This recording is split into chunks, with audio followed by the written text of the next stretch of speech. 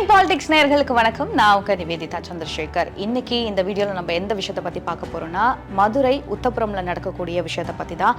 இது think politics அரசியல் பழகு.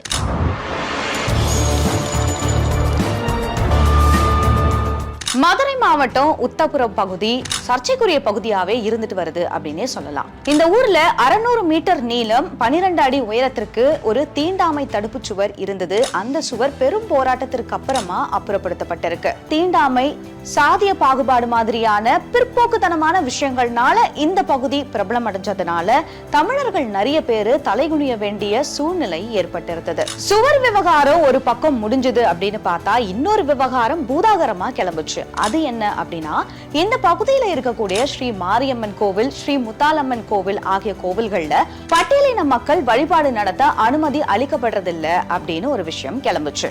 இத பத்தி ஒரு வழக்கு தொடரப்பட்டு ரொம்ப காலமா பூட்டப்பட்டிருந்த கோவில்ல திறந்து எல்லா சாதி மக்களும் ஒன்னா வழிபாடு நடத்த அனுமதி அளிக்கணும் அப்படின்னு மதுரை உயர்நீதிமன்ற கிளை உத்தரவு பிறப்பிச்சாங்க.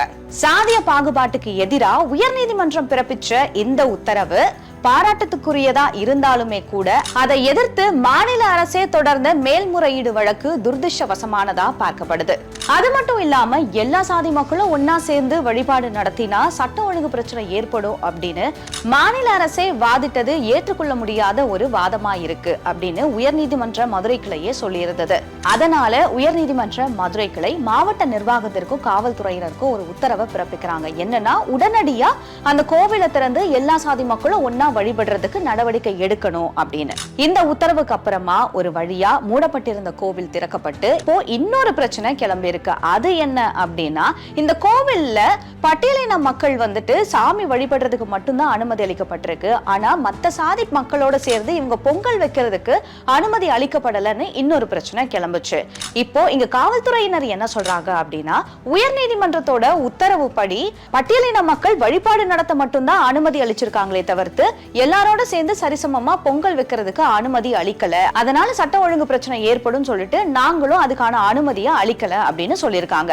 இப்போ இங்க முக்கியமான விஷயமா என்ன பார்க்கப்படுது அப்படின்னா, பல ஆண்டுகளா ஆலய பிரவேசம் மாதிரியான போராட்டங்கள் இங்க நடந்துகிட்டே தான் இருக்கு.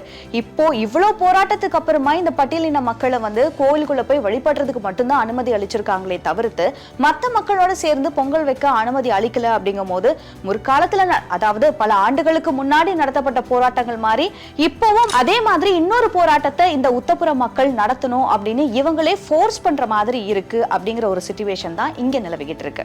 இங்க கேள்வி என்ன அப்படின்னா, சமூக நீதியை காக்கக்கூடிய அரசு அப்படின்னு சொல்லக்கூடிய ஆளும் கட்சியான திமுக அரசு அந்த கட்சி அமைச்சர்களோட சேர்ந்து எந்த மக்களை கோவிலுக்குள்ள போய் வழிபாடு நடத்தக்கூடாதுன்னு சொன்னாங்களோ, எந்த மக்களை எல்லாரோட சேர்ந்து பொங்கல் வச்சு வழிபாடு நடத்தக்கூடாதுன்னு சொன்னாங்களோ அந்த மக்களோட சேர்ந்து ஒரு சமத்துவ பொங்கலை நடத்துவாங்களா அப்படிங்கிறது தான்.